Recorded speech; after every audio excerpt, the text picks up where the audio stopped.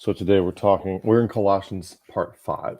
Our approach toward Jesus Christ is the way Scripture presents Jesus Christ is that he is the way, the truth, is the life. Jesus says in John 14:6, I am the way, the truth, and life. He never says, I am a set of beliefs. He never says, I am a systematic theology. You should reduce me to a set of propositions that you can systematize and then use that as a basis of normativity to create your little institutional in-groups. He never says that. And Jesus is giving the Beatitudes. He never says, blessed are those who have the correct beliefs. He never says that. So our approach here is that Jesus is the way, and those who are constructing an image of God or an image of metaphysical reality with pertaining to things about God out of words are just as guilty of idolatry as those who do so out of wood or gold, make their idols out of those things. Constructing a false image of God out of a reductive false image of God out of these kinds of things is not good. So we're following Christ as the way, not as a set of beliefs. It doesn't mean that we don't have beliefs, but that's not the end state. The end state is your capacity, your consciousness, and your fluency, your capacity to bring it, your capacity to love, increasing so that you can provide more affordance of choice for others is what we're dealing with here. The product is you. In regular Christianity that you go to today, the product is something like this, and if you don't conform to it, you're not part of the group. Here, what we think Scripture's product is, the product of proper scriptural approach is a better you,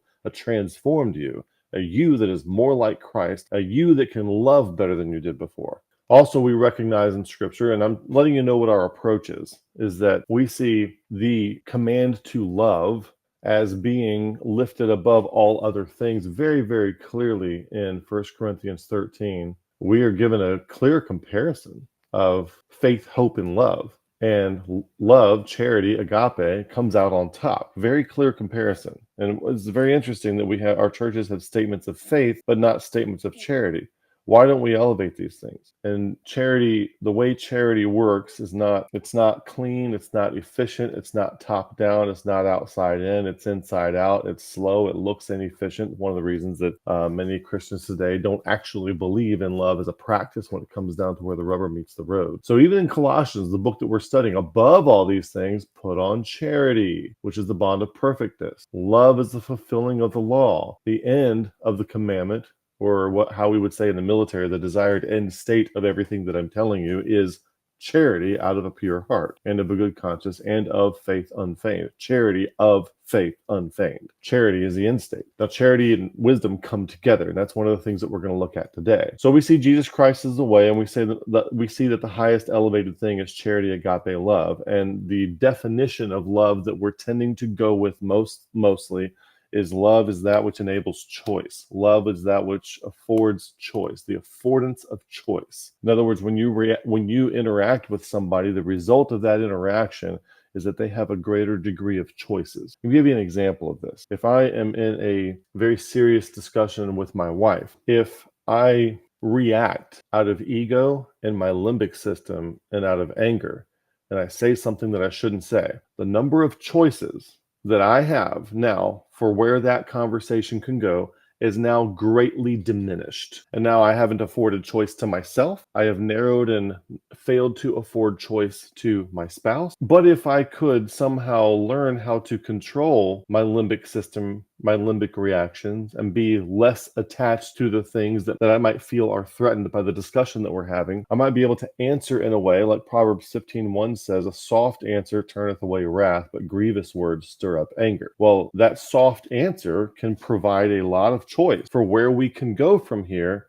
Whereas, stirring up anger might reduce the amount of choices that we have. Now, that's just one conversation. And this bleeds into everything. Like if you love yourself, not in the sense that you're narcissistic and egoic, but in the sense that you take care of yourself as if you're someone who needs to be taken care of, you will get enough sleep, you will eat right, you will exercise right, and then when life happens, you have the resilience physically and bodily to endure that, or to be chosen for certain things, to go do things. You want to go on a hike. Oh, well, no, I'm too fat and lazy and I hurt my leg and my knees aren't good. Well, if you were taking better care of yourself, maybe you could go on that hike, and maybe you would make a connection with the person you're with and enjoy nature and have some kind of wonderful experience, but you no longer have that choice available to you because you're not taking care of yourself. So when we say affordance of choice, we're not talking about menu options like A, B, C, and D. What we're talking about is setting yourself up for success so that whatever life throws your way, you are more likely to be able to respond in a positive way than you could before. So love does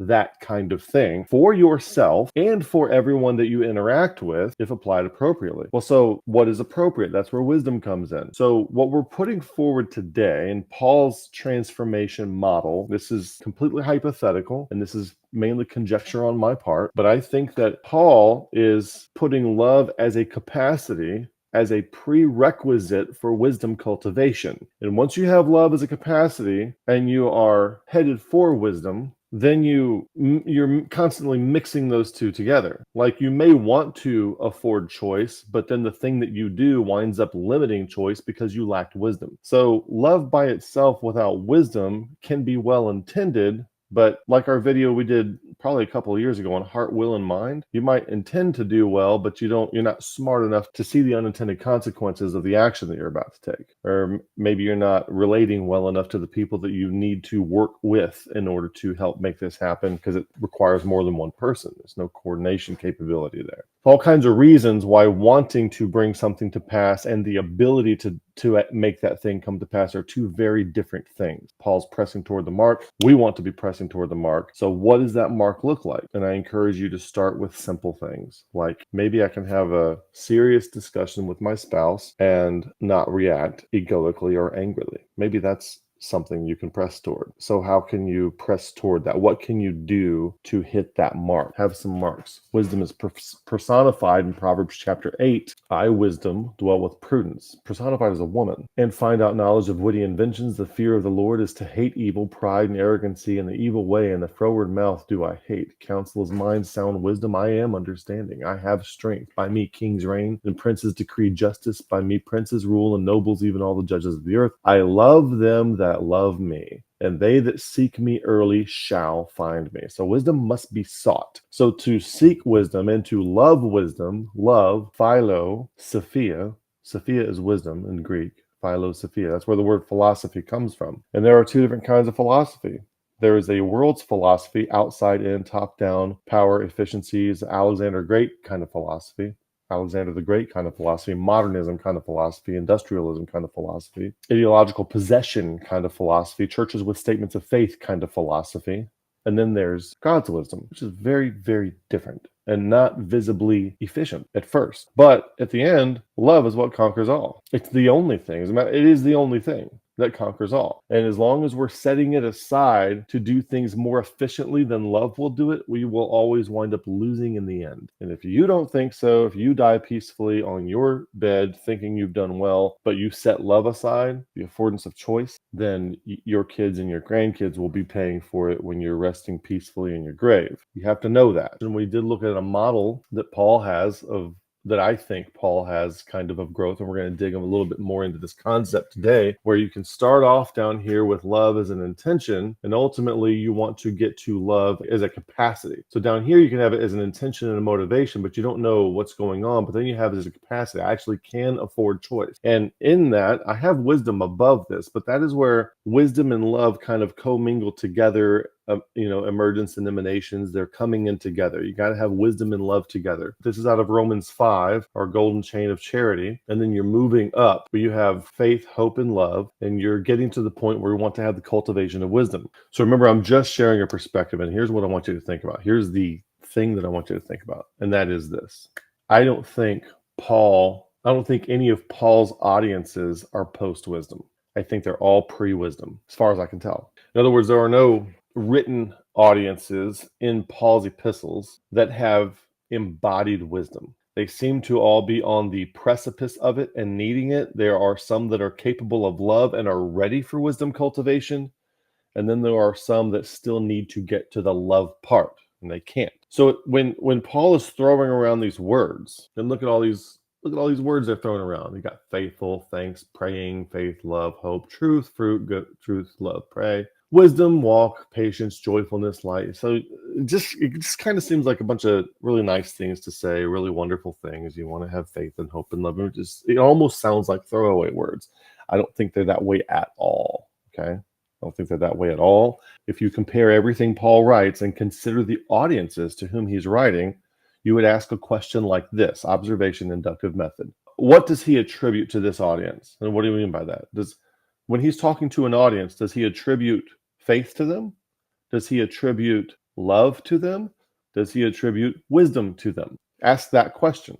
And so in this case, we see that Paul does attribute love to them right there in Colossians 1:4, and he attributes love to them here, but he does not attribute wisdom to them. He says, now I'm going to pray for you that you can get some wisdom. What that tells me is that love as a capacity is a prerequisite for wisdom cultivation. And notice he's going to pray for this. Notice that wisdom, and we're going to look at the prayers of Paul in Ephesians and Colossians, and we're going to notice that Paul prays for them to get something that he can't just tell them in a letter. See, if this kind of Christianity was biblical Christianity, then Paul would not bother writing these short letters and then praying for them to get the wisdom. If it was something that could be written down and systematized into words, Paul would have given us something like this. He never does that, because trying to do this is not what anybody in Scripture is trying to do. And this doesn't matter which one, okay? You got your Calvinism, you got your provisionism. Doesn't matter which one. They're both profane. They're both profane, because that is not categorically what Scripture is, the product of what interfacing with Scripture is supposed to be. Interfacing with Scripture is not supposed to produce a list of things like that. And so Paul is praying for something, for them to get some kind of capacity that he cannot just spell out in prose. Can't just write it out like that. Even Solomon, when he's writing about wisdom, he has to put it into some kind of narrative. You've got Lady Wisdom, I wisdom, dwell with prudence. It's not something you can just put like in an instruction manual, okay? In technical language. You know, we've heard people distinguish between like technical language, operational language, family language, relationship language. It's all English. And each one of these would be something different. Like if I'm at work trying to press for, cybersecurity remediation and compliance with the people that I work with, that conversation is going to be very much different than a conversation that I'm going to have with my wife. It's very different kind of conversation, very different language used, still English. And even good philosophy can get in the hands of an imposter. And you need to understand the concept of imposter. What do I mean by imposter? Let's say there's a view from the top of the mountain that is just amazing, okay? And you can describe the view from the top of the mountain, but it's very hard to get to the top of the mountain. And so let's say there's 100 people that climb up to the top of the mountain and see the view, and they can describe it. But there's one guy who's not one of the 100. He is not willing to put forth the time and effort to go up to the top of the mountain. But as each person comes down the mountain, he interviews them. Says, what was it like up there? What's the top of the mountain like? What's the footing like? What's the terrain like? What's the view like? What did you see when you were there? Which direction was that in? It gets all these details. It's all these details, all this information from what the view is like from the top of the mountain. And he interviews all 100 people. And he collects all this information, and then he studies it, learns it, memorizes it, is able to paraphrase it, and he like really knows. So now let's say this: if you ever seen the game show To Tell the Truth, now you go and talk to all 101 people, and you don't know which one didn't make it to the top, which one is the imposter, and they're all going to talk about it as if they've been there. They're all going to talk about it as if they've been there. Now, you talk to all 100 people, and your job is to spot the one who did not actually see the view from the top of the mountain, who did not actually make the trip, but who simply systematize, categorize, and can regurgitate back out to you what he heard from the other 100 people? Could you spot that person? Do you think there would be something in your body that would let you know that, yes, everything this person's saying is true? There is a house with an orange roof off to the northeast over here. There is a beautiful beach over here that you can see off to the left. And there is a power, whatever it is that's up there. All the things that he's saying is true, but there's something in your body that's letting you know that something's not right. And so that's it. When the other people talk about the view, it's coming from what they've actually seen. When this fool talks about the view, he's an imposter. He's talking about what other people have seen. What has happened in Christianity that we are facing today is that Christianity is basically nearly 100% imposters. It's all imposters. And very few people have seen anything. And those who have seen something, they don't get along with the imposters very well. All the in-groups are made up of imposters. And those who actually have seen something do not fit in with the in-groups, and they get ostracized. That's why you find out sometimes some of these folks who have seen something, who have had an encounter with God, they wind up going off by themselves and living by themselves because all of the imposters just aren't going to have it. So here's the problem. The problem is when you start laying out what growth and transformation looks like, it's kind of impossible to do so without generating imposters. So what you're looking for is a crossover error rate. What do you mean by that? What's a crossover error rate? Let's say you're developing some kind of facial recognition to get into a phone or something like that. What you want is the highest number of true positives and the lowest number of false positives, right? You don't want it to look at your face and be like, I don't recognize you. Okay, that's a false negative. Well, because it really is you. And you don't want it to look at somebody else's face and think that it is you. That's a false positive. So how do you minimize the false positives and the false negatives? And the point at which you minimize both of them, and you can't minimize any of them either more without making the other one go up, that's what you call the crossover error rate. And so everything that's trying to discern, like in machine learning, everything that's trying to discern something is trying to find that crossover error rate where the minimal number of errors in either direction are absolutely minimized as much as can possibly be. There is no 100% lack of errors. There's always some kind of errors there, but they're trying to get to the minimal crossover error rate. That's what you're aiming for. And so when it comes to us, how do we, because we're communicating in propositions, how do we do this in a way that does not generate imposters? Because as long as you're using propositions to say the things that have been seen and to help people come along in their growth and to create a scaffolding and a way for them to structure their growth and know what to expect, as soon as you say it, anybody else can say what you just said without having embodied what is actually coming from you, having been to the top of the mountain. This is a real problem. And I was talking with my buddy Christian DeSalvo the other day. He's been on this channel, and we actually generated a lot of insights about some of this stuff and things that are concerning that need to be addressed. And one of them is that how do we create the transmission of growth and transformation toward Christians who want to grow and transform without creating imposters or with having a acceptable margin of crossover error rate? Because right now there's a whole bunch of imposters, very few people who have actually seen the view from the mountain. And how do we change that around? How do we change that around? Because as soon as you say something, people can virtue signal that they are the thing and just repeat what you said. And now it's a matter of discernment to determine who's just saying the words and who is using words to describe what's coming from the inside out. Two very different things. This is imposter. This is imposter. It's all just words. What experience with God have they had? What came to mind when you took in the site? Experiential questions would need to take over the interview. Yeah, so how do you interview a person? That's a really good thing. How do you interview a person that to assess whether or not they see? Now, when it comes to what we do here with growth and transformation, I will say this: when it comes to the comment section, the live chat's usually been a lot better lately than it has been in the past. So live chat's pretty good, but in the comment section, I can tell in one sentence whether or not somebody has seen the thing or whether or not they're in virtue signaling word space. One sentence. told somebody recently, and sometimes I'm kind of mean about this, but it's just honestly, it gets tedious for me after dealing with just hundreds and hundreds of commenters who just, it's all words, it's all impostering.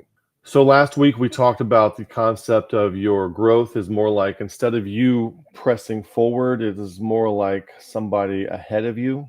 Your future self is ahead of you, pulling you forward. There's something like that going on, and envisioning that is helpful as you move forward in your transformation stance. We defined love. Love is not just compassion, empathy, desire, affection, or attachment. Okay, you wind up with the Oedipus complex with that kind of thing. These kinds of things can actually result in the narrowing of choice rather than the affordance of choice. So these kinds of things don't need to be absent. They aren't bad, but without wisdom, they result in a narrowing of the affordance of choice, and without wisdom, they are bad. You reach something like the Oedipus complex, like a failure to launch, and kids who I was having a discussion just yesterday with a group of people, and we were discussing how a small child was being raised. And I'm like, and this kid's 5. I'm like, well, if that's happening, this kid's going to cheat on their spouse when they get married. There's things that you can predict like this because of things that accompany love being implemented without wisdom, without foresight, without sagacity. Okay. And we took this model basically as a growth chart, and then we took it and we flipped it on its side, and then we compared that. Okay, now let's compare, let's say, the Colossians with the Corinthians. So the Colossians have love attributed to them. We've heard of your love. And Paul tells the Corinthians, you don't have love yet. You're not ready for wisdom. We tried to speak meat to you. I heard a Calvinist the other day thinking Calvinists have meat and Arminians have milk. And I'm like, no, the meat and the milk is not data. It's not content that you affirm. It's capacity and consciousness and fluency. And we're going to get to that in a second. And it's not just, and even Ruckman, he talks about, we're getting into barbecue beefsteak. We're getting into the meat of things and all. What, I haven't seen this in years, but like when he's talking about the kingdom of heaven versus the kingdom of God, and he does his little things and the little 10 little circles that he draws up at the top, he's like, we're not dealing with milk, we're dealing with barbecue beefsteak. And well, he's dealing with complicated content that you really have to think about and systematize. And something being intellectually complex does not make it meat. And the deal is, these guys can't love. They're all against each other. So they are so Paul emphasizes, where does the love chapter come from? 1 Corinthians 13. Why did he spend so much time spelling out love like this? Because in this model, the Corinthians are here. They are no further than here. They are pre-love as a capacity. They might have love as a motivation or love as an intention, but they are pre-love as a capacity. They cannot love. They cannot afford choice. They're factional. They're divisive. I'm of Paul. I'm of Apollos. Calvinism is better than Arminianism. Calvinism is better than Provisionism. Provisionism is better than free grace. I mean, that's where they are. And so we pointed out, what's the equivalent today of where these things are. So we went through some of these things, looking at where love shows up. And there is a love in Ephesians 1:15 that isn't in here, that should be in there. But notice that Romans 13 also, he has to tell these guys to love. Love, love, love, love, love. Therefore, love is the fulfilling of the law. And so then what comes next? Awakening. And we notice there's a pattern in Ephesians 5 that there's also awakening there. What are the fundamentals of the faith? If you want to reduce something to propositions, here's some propositions for you. For those of you who are propositionally minded and errantly think that we are against propositions, the propositions would be something like this. I propose that love is a prerequisite to awakening. And furthermore, I would say that loving your enemy who has betrayed you and caused injustice to you is a prerequisite to awakening. And I would say that love as a capacity is a prerequisite to wisdom cultivation. There's some propositions for you. Write that down in your statement of faith at your church. So we notice that this love comes before awakening, and in Ephesians we see the same pattern, even though it comes out differently. So if we were to put these things in order, love, wake up, wisdom.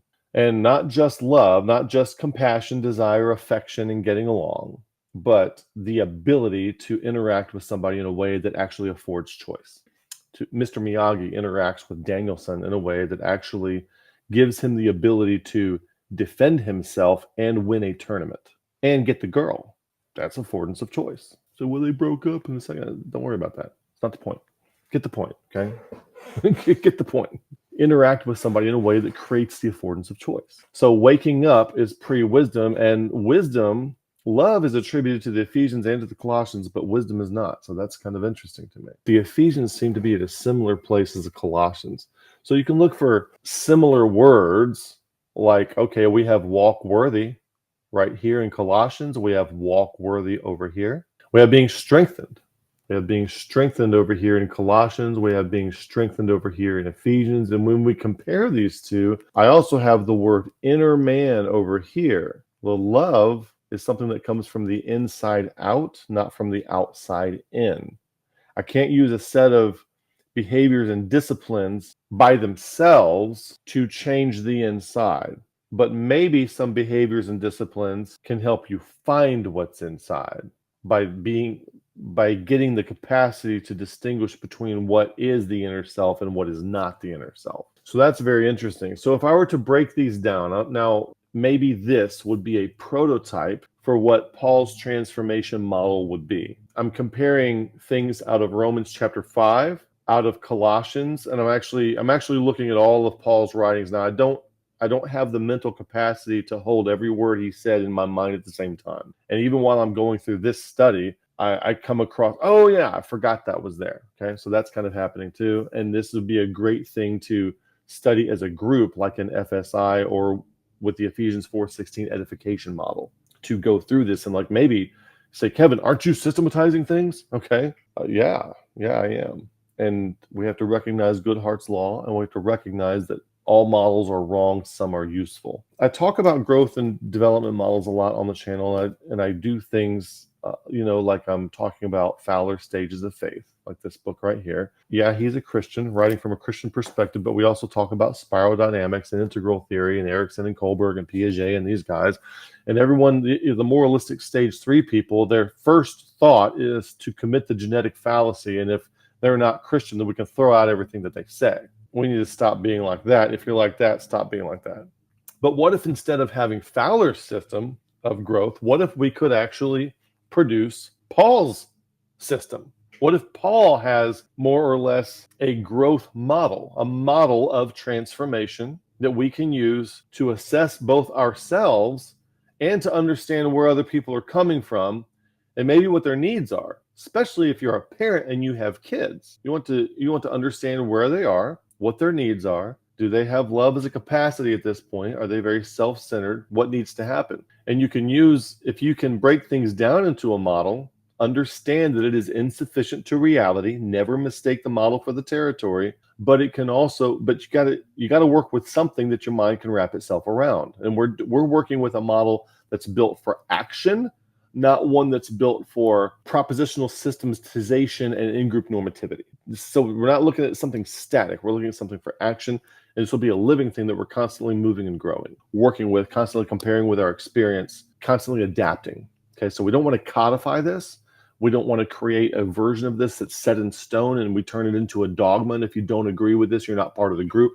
Nothing like that. We don't do that. We advocate strongly against ever doing that with anything. So we're not advocating that, but we do think that if you're a teacher, if you're a Sunday school teacher, if you're a pastor, if you're a parent, if you're a friend, okay, it might help you to develop a friend of yourself and for yourself, if you're a spouse, anything, to look at some kind of model, start somewhere, and then use that to assess what you're missing, what you're lacking, what your strengths and weaknesses, opportunities and threats are, and then also lay out for yourself a set of actions or a prescription, if you will, that will help you fill in and get to what you are lacking. It'll help you identify the mark. What is the mark we should be pressing toward? What does that look like?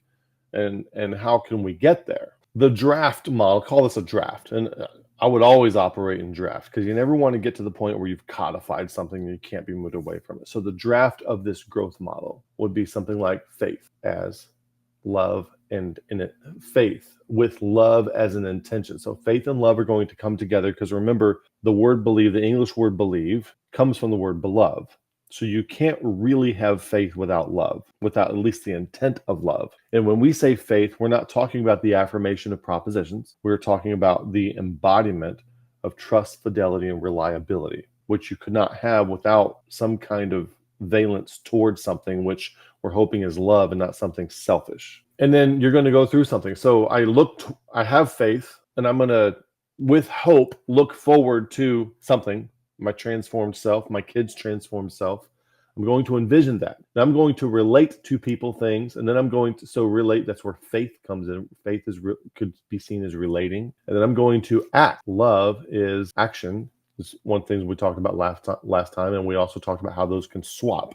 How sometimes love is relating and faith is acting, and we gave passages for those two, and then we choose. We make choices. Now that's very, very important. You're looking at 4 different things here: envisioning, relating, acting, and choosing. If you're going to do these things, what you envision comes up on the end state too. I'm envisioning what I'm supposed to be. I'm not pointing at this writing over here, just letting you know that the envisioning, what you envision, shows up over here too, because a class of the transcendent must precede the immanent. You envision something. Now, in order to bring that envisioned thing to pass, you're going to relate to people. You're going to act, and you're going to make choices. Those are like the 3 doing things that you're going to do. And then ultimately what you want to do is arrive at the thing that you envisioned to start with. Let's say you and your buddy are going to start a fitness goal, and I'm going to lose 30 pounds of fat, and I'm going to gain 10 pounds of muscle, and I want to look a certain way within 18 months, something like that. So then you're going to relate to each other. You're also going to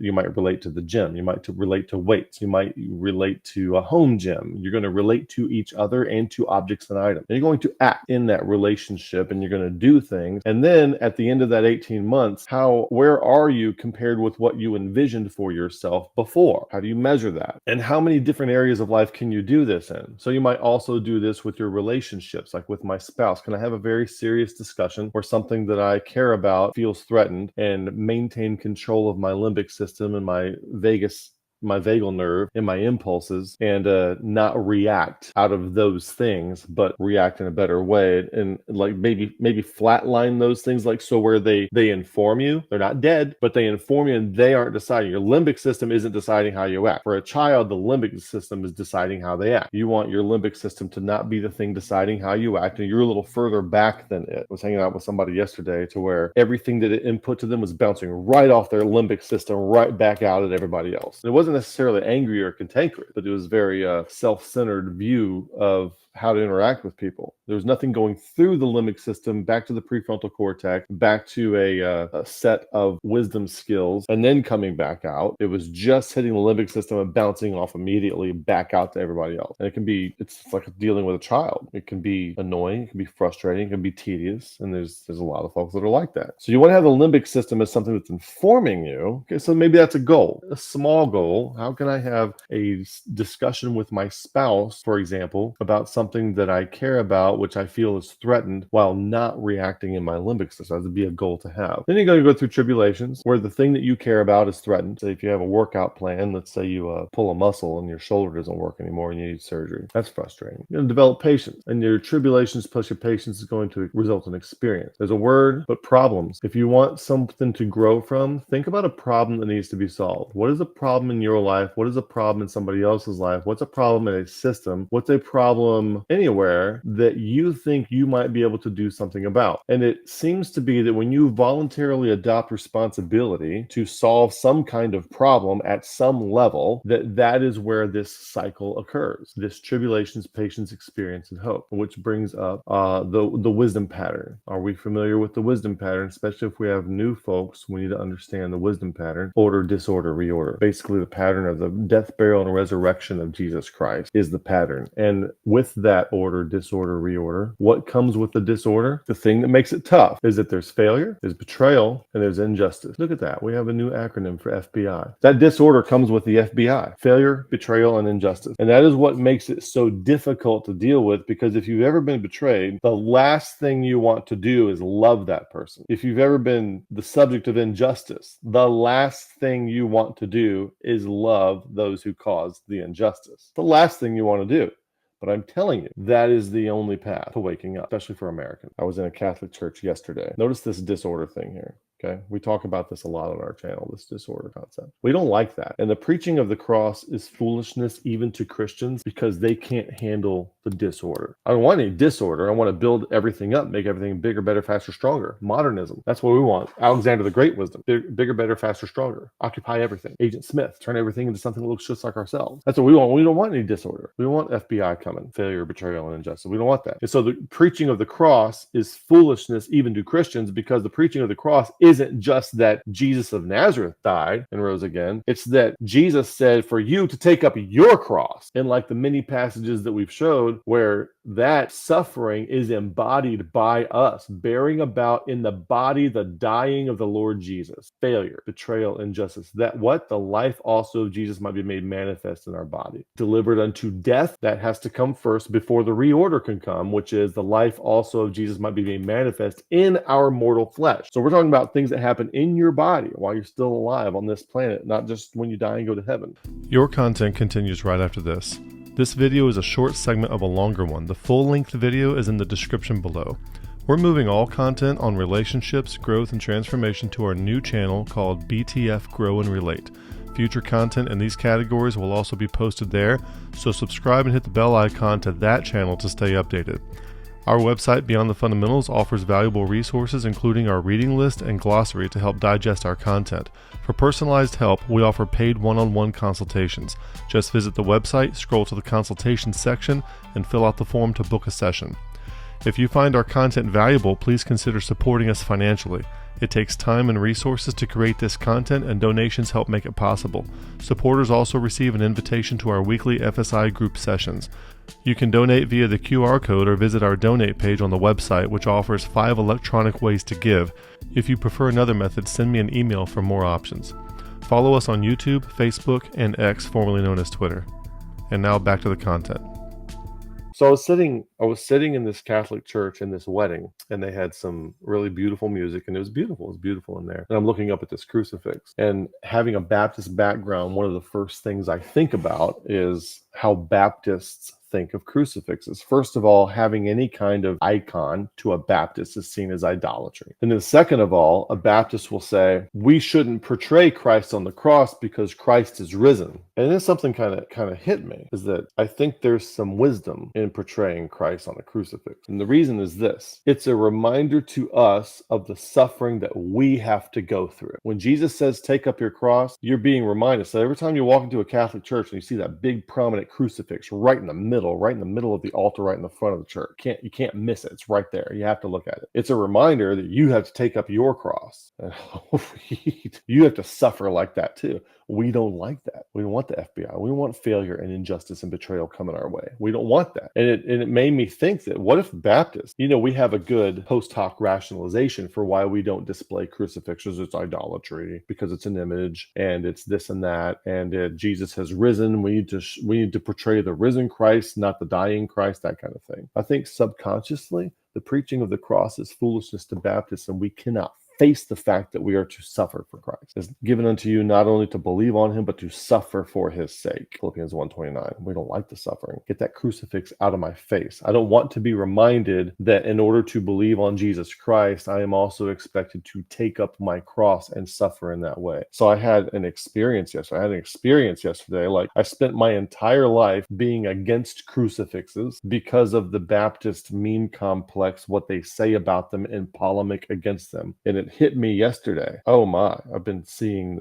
failing to see this whole time. The crucifix is a reminder. It's a visual image reminder. We're visual people. A lot of us are anyway. It's a visual reminder of what you're signing up for if you've decided to follow Christ. Not all sunshine and rainbows. It is suffering, failure, betrayal, injustice. But afterwards, there is a resurrection cycle. And I think yesterday I'm at the point now where I'm not all so Baptisty that I'm against crucifixes. I'm like, you do you. Like, if you want to have a crucifix, you gotta do what's right for you. You gotta make your choices. If you want to put a crucifix on the wall in your kitchen, fine, do whatever you got to do. No problem. I'm not going to argue about that. I'm not going to sit there and disrupt dinner. You really shouldn't have this crucifix on the wall over there. No, don't do that kind of nonsense. But yesterday also something happened to me where I think I realized the value of seeing the crucifix, of being reminded of the suffering that's coming your way. And I think that's something that Baptists are missing big time. We don't like that. The preaching of the cross is suffering to we Baptists. So we go back to our model over here that we've been looking at. We're trying to solve a problem and develop patience experience. And we're looking at that suffering, Christ on the cross. And we have hope of some kind of resurrection, that the life also of Christ might be manifest in our mortal body, waiting for the manifestation of the sons of God. And then we have love. You love what? You love the people that caused the FBI, the failure, the betrayal, and the injustice. You actually love them. Jesus says, love your enemies. And I used to think that was just like Jesus advocating being nice, and that's just the way to be. And I actually have recently come to see that as a prescription for awakening. When you fail because of betrayal and injustice, when you voluntarily adopted responsibility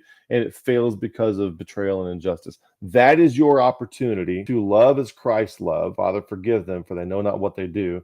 Or you're being tortured to death literally, that's your opportunity to wake up and precipitate a resurrection cycle to come afterward. That's your opportunity to wake up. Now, when you wake up, be prepared, because you will experience something with God personally. You will experience something with God that you cannot explain in your current way you see things. And then you will have to go through a period of time where you adjust how you see things. I don't see things this way anymore. You have to admit that. So you go through that period of time after you wake up, after you see something from this. And that's where this pattern comes in: wake up, grow up, clean up, show up. Now, we've done videos on this. I think we did a 2-part video on this, and we've been trying to incorporate wherever we go. What is this wake up, grow up, clean up, show up? Okay. Wake up is awareness. I'm aware of something. I can't do anything about it. I don't have love as a capacity yet necessarily, or maybe I do have love as a capacity, but I have awareness, but I don't necessarily know how to operate in an arena where what I now know is the reality, because all my life I've been in this one worldview, and now God has revealed himself to me, and now I don't know how to operate in that arena because it's new and foreign to me, and it's not like anything I've been growing up with or learned or been trained in seminary or when I got my theology degree, any of that stuff. Okay, and I'm saying that generally for anybody who's out there. There's no amount of training and education that can give you this. It doesn't happen that way.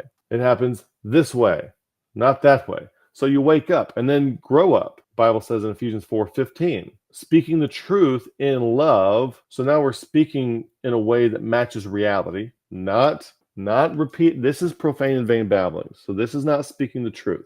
This is profane and vain babbling. Okay. So we're speaking the truth in love, the kind of truth you're afraid to tell people because it'll ostracize you, that we may grow up into him in all things, which is the head, even Christ. So there is a component to where being motivated by love and being able to speak truth that transforms chaos into habitable order, that's where the capacity comes in. And actually implementing that is where the growth comes in. And then cleaning up, 2 Corinthians 7:1, let's cleanse ourselves of all filthiness of the flesh and the spirit. And that is integrating the shadow, discarding your ideological trappings, all that whole worldview of how you saw things as an independent Baptist, as a Southern Baptist, as a Presbyterian, as a Calvinist, as a Provisionist, all that needs to go in the trash can. And then you now develop a new worldview, but you're no longer egoically attached to this new worldview. And then your identity, your egoic attachments, okay? All that stuff needs to be cleaned up and gone away. When we say clean up, you think of like, oh, I need to stop smoking and cussing. Actually, cleaning up, for someone who's never drunk before, they might be egoic, like never drunk alcohol, for example, okay? Say, oh, that's wrong. I got all the biblical reasons for why that's wrong. Don't comment about this because I've already got all the biblical reasons for why it's wrong. I've preached sermons on it. I used to have a sermon called Spirits in the Temple. Went over all the passages. I know all the passages in Isaiah and in Hosea and in Proverbs, 1 Timothy 5. Like I know where the passages are. I know what they say. But if somebody's egoically attached to, I've never tasted alcohol before because I'm a goody-goody. Well, part of their cleaning up might be to have to let go of that. So their path might actually involve taking a drink of alcohol where it's undeniable and everybody knows they did it, to release them from that egoic attachment to the fact that they've never done it. And vice versa. Somebody who drinks all the time is known as a guy who can put anybody down. He might have to let go of that egoic attachment by like not drinking any alcohol ever again, ever. You understand what I'm saying? So you get to a point where the things themselves aren't in and of themselves holiness. They play different roles. And what role does it play in you? And if you have an egoic attachment to something, if you have an egoic attachment to some kind of pharisaical cleanliness, you're going to have to bust that up somehow. Like Ruckman used to say, God used to, and I think he was probably quoting Bob Jones Sr., God gives even the most pedigree dog fleas just to remind him that he's still a dog. Now, I've got a new worldview. I'm trying to grow into it interactively. I'm acting and relating and choosing and growing into it. And then I'm cleaning up. I'm getting rid of my egoic attachments. I'm integrating the shadow. I'm getting rid of my ideology, my old worldview, and I'm having new worldview capabilities that I'm not attached to. Now maybe I can show up in the new capacity. I put away my old independent Baptist, King James only identity. And I'm not saying the content is wrong. You misunderstand me. What I'm saying is I'm no longer attached to it. I've got a different worldview now, and I'm operating in it, but I'm not egoically attached to it. So if somebody comes up and tells me like 38 reasons why the way I see things now is absolutely wrong, it doesn't hurt me at all because I'm not attached to it. Somebody posted a quote just recently and said, when you criticize somebody's ideology and they react defensively like you're criticizing them, it's because they're identified. When you criticize Calvinism and the Calvinists get upset, it's because they're identified with Calvinism. When you criticize provisionism and the provisionists get upset, it's because they're emotionally and they're identified egoically with provisionism. Otherwise, and so it feels like you're attacking them when you attack it because they see it as part of their identity. So you move to a place where the things that you operate in, you're not egoically attached to. So when it gets proven fraudulent or false or not helpful or wrong or something like that, you're actually thankful. Oh, now I can create a new space and a new way to see things, which is more in alignment with reality, and I can operate there, still not egoically attached. So I'm not an ist. I'm not a, somebody was saying the other day, like monism and monist, seeing everything as one. I'm like, I don't like that because I don't like saying it that way. I would rather call it unitive awareness. It's an awareness that I have. It's not an ism that I am, because as soon as you start calling something an ism, the stage 3 people think that it's a set of beliefs that you're attaching themselves to, just like you are. It's not a set of beliefs. It's an awareness level. And how do we bring people to where they can see it without creating imposters who are saying all the same things for those who have seen it, but they haven't seen it? When Jordan Peterson talks about like repeating an ideology, like the Gideon Hull videos, he's an imposter. He's saying all the Calvinist things, but he didn't see all that stuff. He didn't come to envision for himself anything that he's saying. He's repeating all the things that the in-group expects you to repeat in order to be good and orthodox and non-heretical. Even if the ideology was true, even if it was comprised of completely true statements, for you to repeat them as if they're your own when you haven't arrived there experientially through tribulations experience yourself is the same thing as lying. And you have no right to repeat the things that aren't yours. So eventually you show up. Like Paul tells the Colossians, that you might walk worthy of the Lord, or how he words it. And he says, well, nobody's worthy of God. Just stop. Don't do that. Hear what he's saying. Walk in a way that is commensurate with the will of God. Or like Paul says in Ephesians 4:1, walk worthy of the vocation wherewith ye are called. Walk in a way that is in alignment, walk in a way that is commensurate with the calling. Walk worthy of the Lord unto all pleasing, being fruitful in every good work and increasing in the knowledge of God. So what you do, your actions and your relating and your choices are being fruitful. What does being fruitful means? It's resulting in the affordance of choice and increasing in the knowledge of God. That would be participatory knowledge of God, not propositional knowledge of God. So all that takes place when you wake up. After you have consciousness, but you don't have capacity. I'm aware. I am now aware that things are very different than how I thought they were before, but I don't know how to operate. I don't have any participatory attunement with this new arena that I now perceive. So you have to grow into it. So waking up is just the first step. And then you have to grow up, clean up, and then eventually you can show up where that is you are operating effectively in the new arena that you perceived back when you woke up. And that time span is probably going to be 3 to 5 years. Tracking how long this kind of thing takes. Somebody told me the other day they were, something they read and followed and pursued moved them from darkness to light. And my question isn't, what do you believe? My question is, what did you do? What did you do to go from darkness to light? And that's the kind of question you ask.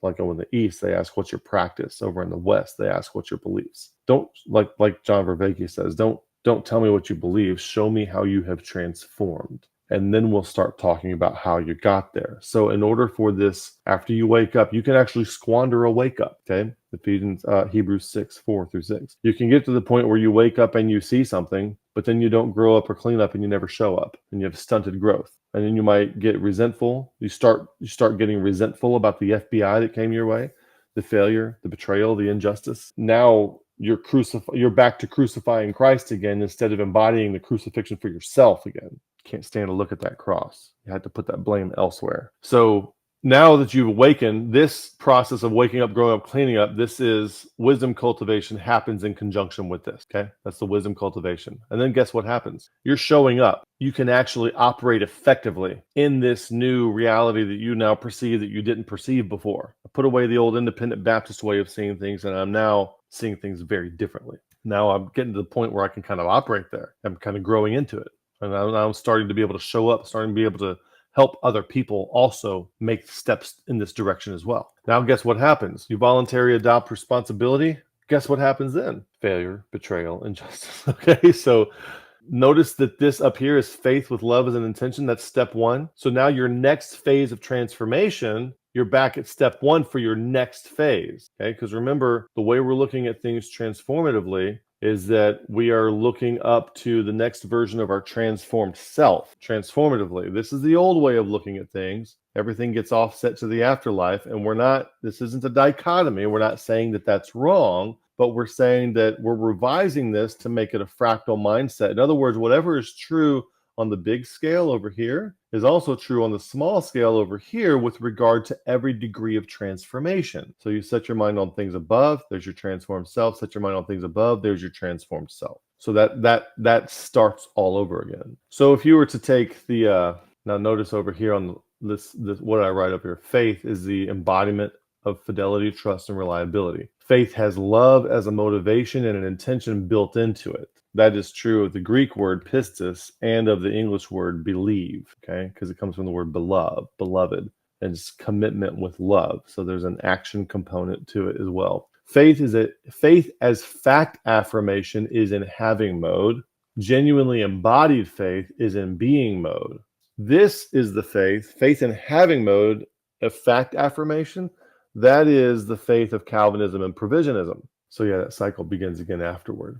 So then the next thing, so we don't want faith as having mode. We want faith in embodied faith in being mode, which is very different than Calvinism and provisionism, kind of Dungeons and Dragons or Rector set Jumanji land. So if we were to suss these things out, let's say, okay, levels of development. Where would we put the Corinthians? The Corinthians are right here. Why do I say that? Because they don't have love yet. They're still divisive. They're still factional. They're still, you free willers. They always hate the doctrine of election. It's factional. Calvinists, provisionists, all those fools, they're all up here with the Corinthians. Factional. I'm of Paul. I'm of Apollos. I'm of Calvin. I'm of provisionism. That kind of thing is going on up there. Whereas the Romans, they don't have love as a capacity yet. They're being prompted into love. Now, they don't have the problems the Corinthians did, but because of Romans 13, they still have the issue of love being prompted on them, and they don't have love attributed to them. So you might say they are still pre-love as capacity. Now, I assessed the Ephesians as pre-love as well, but I would modify that now because I overlooked some things. So I'd probably put the Ephesians right with the Colossians right now, because love is attributed to the Ephesians exactly the same way it is to the Colossians, right, in Ephesians chapter 1, verse 15. So we could do this. Let's do this with the Thessalonians. Let's do this with the Galatians. Well, I'll give you the homework right now. The homework would be this. On the left side of the screen is every place love is mentioned. This is Romans. On the right side of the screen is every place wisdom is mentioned. Do a study on this and make an assessment on the Romans. Christians. Where are they? Are they pre-love? Are they post-love? Do they still need love? Are they ready for wisdom cultivation? Have they woken up yet? And we see in a few minutes that he's telling them they need to awake. And the Ephesians still need to awake as well. Ephesians 5:14. Christians, saved, faithful, saints in Christ Jesus, not awake. You do the same thing with the, 1 Corinthians. It's comparing worldly wisdom with man's wisdom a lot because they're all about some Alexander the Great wisdom. They're not about any Heraclitus wisdom. Logos, where logos comes from Heraclitus, what John writes about. Heraclitus developed that idea, and then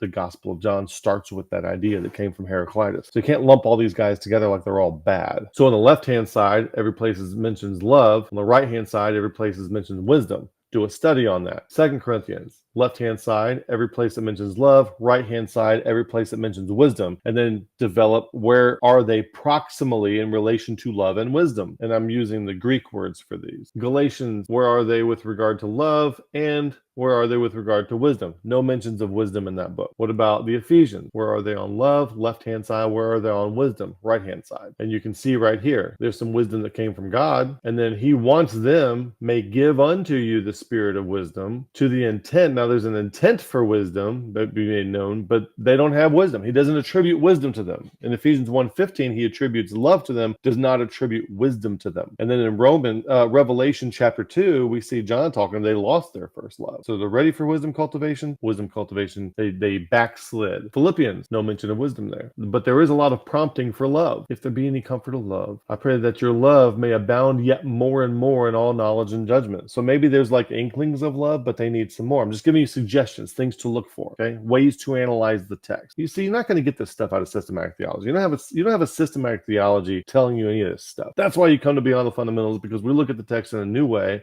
to analyze it in a new way. But I want you to analyze it with me. Colossians, very interesting. Another comparison of wisdom, one kind of wisdom versus another. So we have love attributed to them. Wisdom is not attributed to them, but it is compared. It's interesting that wisdom, you have no discernment for wisdom because you haven't seen it yet. And if you try to describe it, you become an imposter. So there's this really strange catch-22 situation where you really got to feel into it. And I think that's where the Ephesians 4:16 edification model comes in. So you get the idea. Go through all of Paul's writings, do the same thing. Compare all the passages that mention love on the left-hand side with all the passages that mention wisdom on the right-hand side and make an assessment of where they are with regard to love and wisdom. Do they still need to get to love? Or are they ready for wisdom yet or not? And make an assessment. And when you start doing this, when you start parsing it out, looking for that, because that's going to, when you look at it that way, that's what's going to stand out as salient to you. And then you'll start to gain a fluency in spotting where people are. Like say you have 4 kids and they're getting along differently and one of them has capacity for love and one of them doesn't. Well, what do I need to do? What do I need to do to get that capacity in this child? You see, if you're a pastor, if you're a Sunday school teacher, if you're a school teacher, if you're dealing with people in any kind of way, if you're a friend, if you're a spouse, you can start becoming fluent in how to deal with people to get them where they need to be on their next rung of transformation and lay out that like this would be a scaffolding, for example, of what needs to come next for you. And of course, every one of these can fold out and expand into a lot of other things. And this also, here's a scaffolding. So over here, you might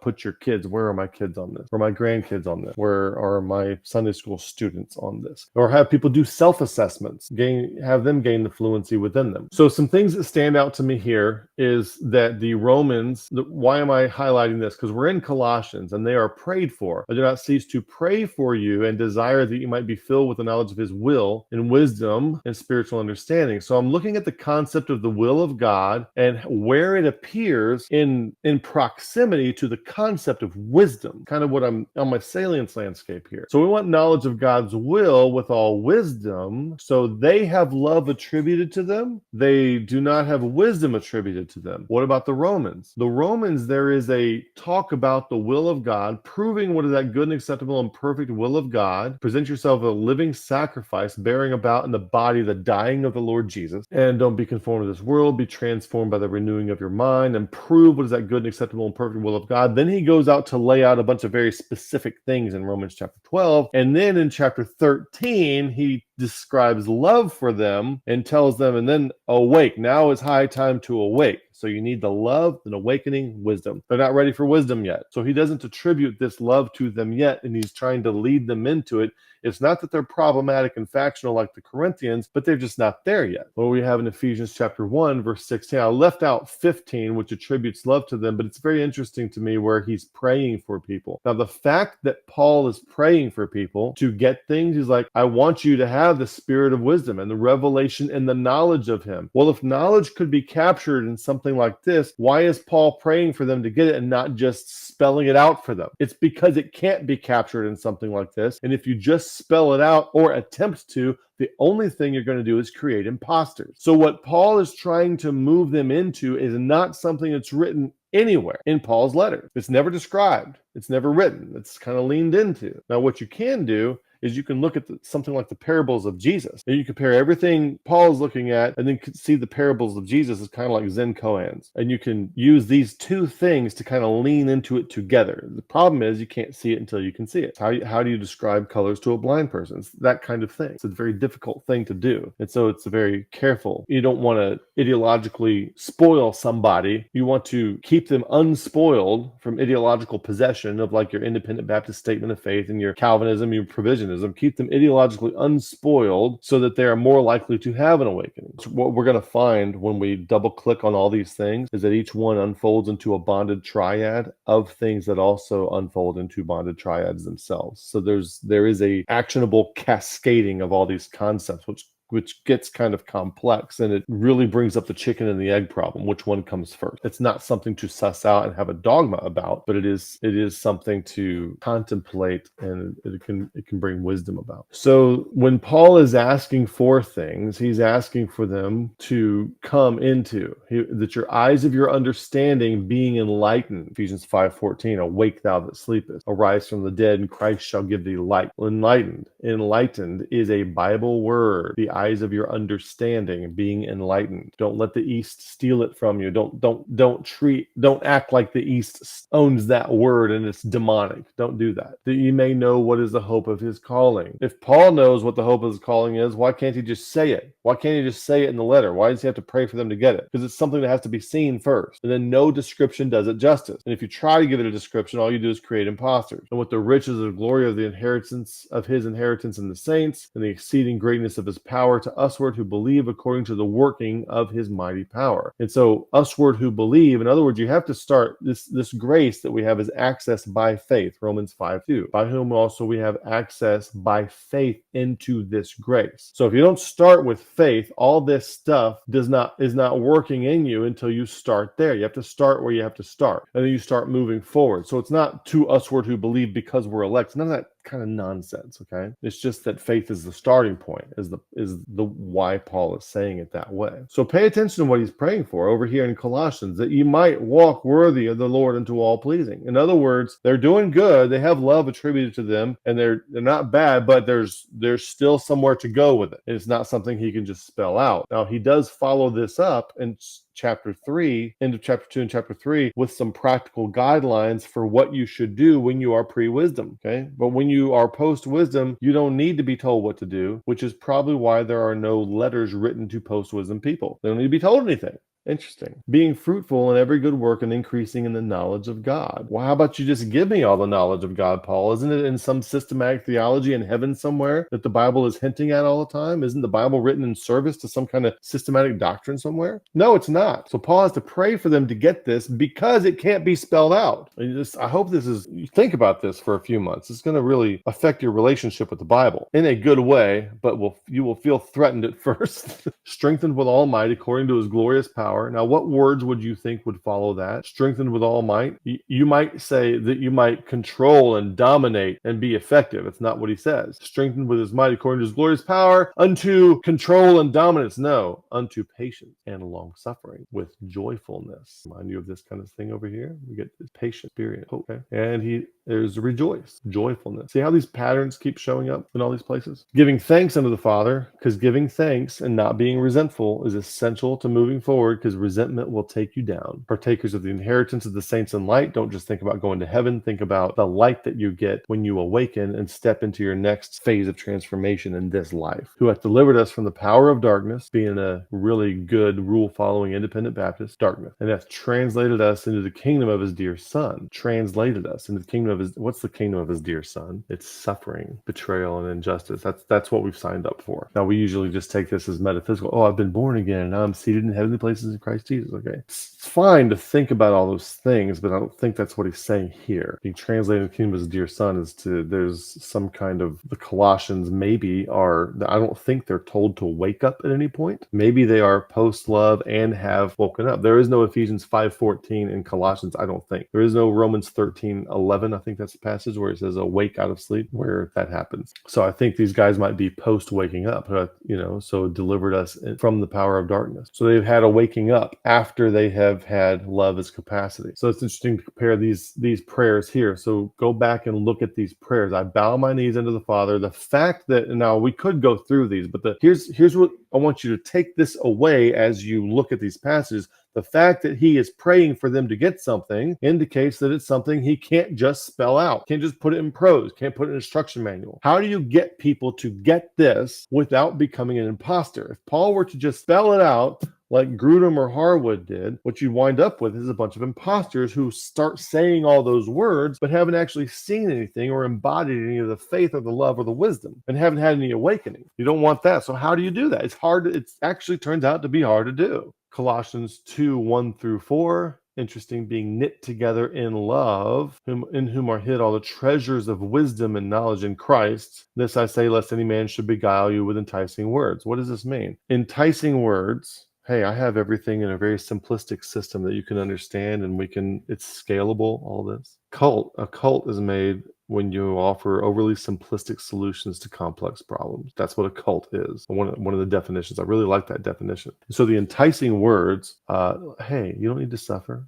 You don't need all this love. You don't need to take up your cross. You don't need to cultivate your wisdom. You don't need the FBI. You don't need failure, injustice, and betrayal. We have a system. The system is very clean. It's organized. It's neat. It's pretty. You can learn it. You can propagate it, and you can escalate yourself within a hierarchy of our in-group over here, and you'll be doing just fine. So when it comes to the triad of growth, this came to me. I've been knowing about consciousness capacity for a while, but in my discussions with Christian DeSalvo recently, this kind of emerged as like a fluency thing. 3 things that must be there: consciousness, capacity, and fluency. You need these. And if you understand eminent domain metaphysics, your capacity is the transcendent. That's what you're aiming to get to. And your consciousness is the omniscient, and the fluency is the immanent. Okay, it's how you bring all these things together. Strategy, vision, and culture kind of thing. So strategy would be in your fluency, that kind of thing. Capacity would be the transcendent, that would be your vision, what you're aiming for, and a class of that transcendent must precede the immanent. And your consciousness is in the omniscient, and that is the culture. Your awareness of what all's around you, the new worldview that you see. So if I were to expand this out, it would look something like this. Now notice I still have consciousness, capacity, and fluency. And now when I expand this out, consciousness. Now once I'm conscious, then I'm gonna have to grow up and clean up, and the capacity is when you show up. Now your fluency is understanding the trajectory and the scaffolding of your growth. So what do you mean by fluency? Well, these are just a brainstorming idea. These are, when I'm talking to somebody or trying to assess these things, I have all these. This is like a scatterbrained thing of all the things that's going through my head when I'm talking to somebody, and I feel like I have the freedom and the liberty to assess who and what I'm talking to and why. And I'm looking at where they are in their moral foundations. I'm looking at where their locus of authority is. What's their grasp of epistemology? Are they rivalrous and antagonistic? Are they in their left hemisphere? What is their orientation? Are they ideologically profane, or are they let go of ideology like provisionism and Calvinism so that they can be oriented toward the sacred?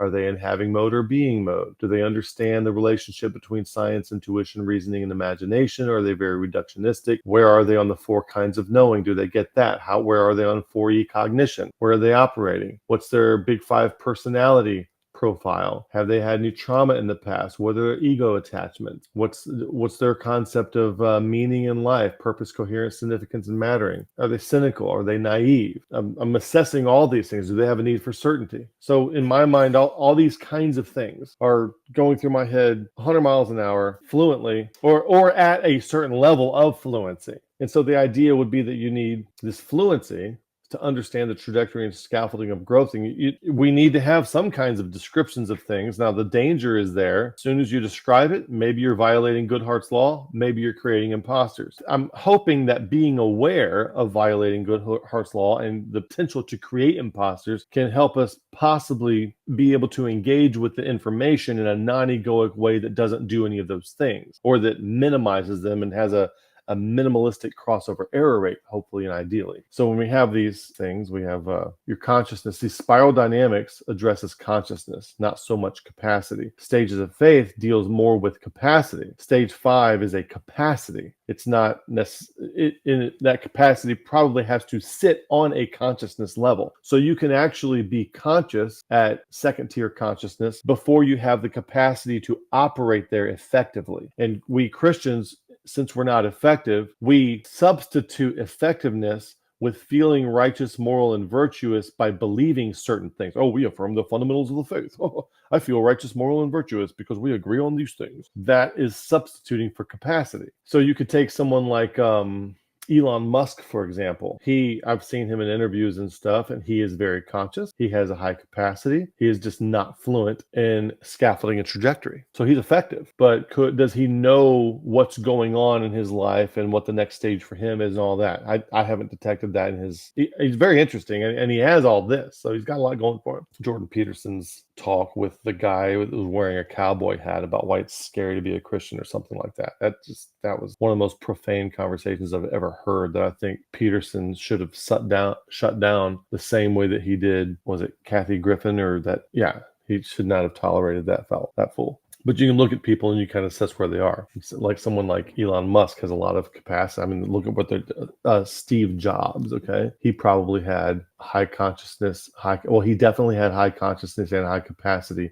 And I would suspect that Steve Jobs also had a significant fluency in growth and transformation trajectory models. Okay, so it's kind of interesting to look at people who have affected the world and kind of see where they are on this kind of stuff. And so you think like this might be a lot of things to consider, but in Fowler's Stages of Faith, he breaks it down into just 6 of these items, and these are just color coded differently. It's the same thing, but just color coded differently. And the 6 things are: what's their form of logic? How are they at perspective taking? Perspectival awareness. How are they on the form of moral judgment? That's where Jonathan Haidt's book, The Righteous Mind, comes in. Moral foundations theory. Help you with this. What about their bounds of social awareness? What about their locus of authority? What about the form of world coherence? What about symbolic function? He is looking at 7 dimensions to assess somebody's growth. There's no limit. There's no limit on how many dimensions you can look at. You can look at more dimensions. And so we're going to bring in, what you want to do really is bring in as many dimensions as you can be fluent in. Try to be